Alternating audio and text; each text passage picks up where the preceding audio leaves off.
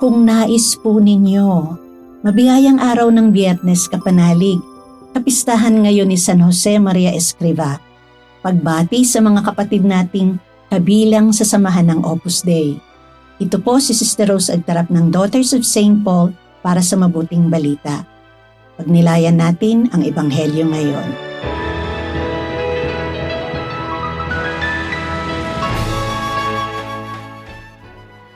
Pagkababa ni Jesus mula sa bundok, maraming tao ang sumusunod sa kanya. Lumapit sa kanya ang isang may ketong at paluhod na nagsabi, "Ginoo, kung gusto mo, mapalilinis mo ako." At sinabi ni Jesus, "Gusto ko, luminis ka." Nang oras tingyo'y gumaling ang lalaki sa kanyang ketong. At sinabi ni Jesus sa kanya, Mag-ingat ka. Huwag mong sasabihin ito kanino man, kundi pumunta ka sa pari para suriin kanya at ialay ang handog na iniutos ni Moses upang magkaroon sila ng patunay.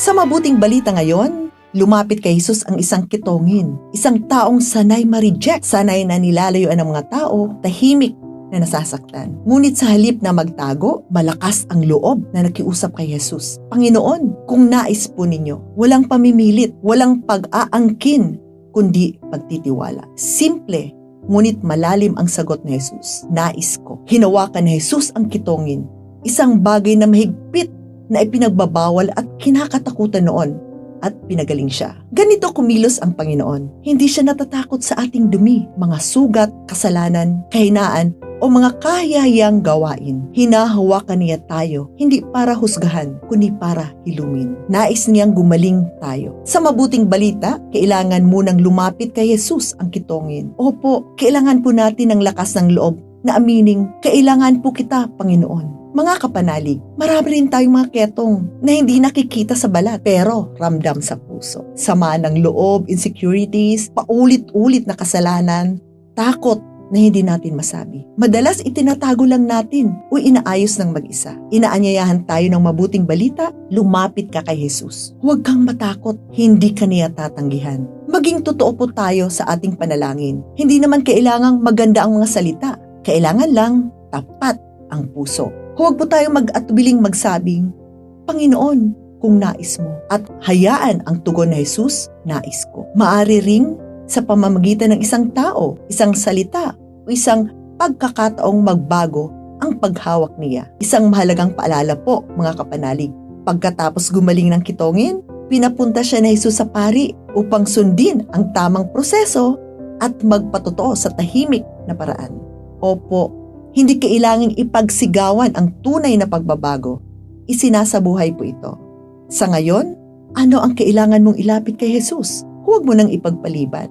Sa mapapagkumbabang paglapit, nagsisimula ang himala. At sa kanyang gentle and compassionate touch, unti-unti niyang hihilumin hindi lang ang iyong panlabas na ketong, kundi ang mga ketong sa iyong puso. Manalig ka. Mga kapanalig, maraming salamat po sa inyong suporta sa aming misyon, lalo na sa aming mga donors at sponsors.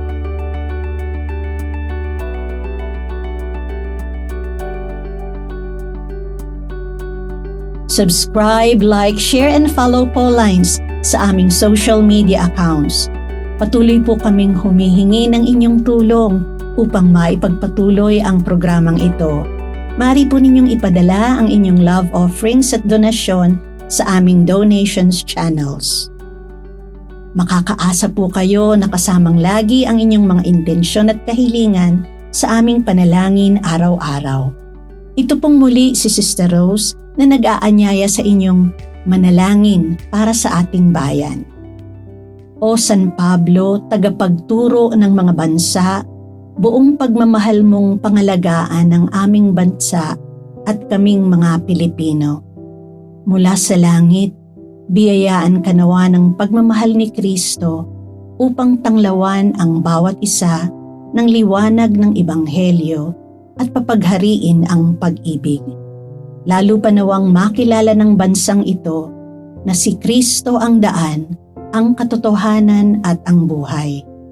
Magningning nawa ito sa harap ng mundo at hangarin nila tuwina ang kaharian ng Diyos at ang kanyang katarungan.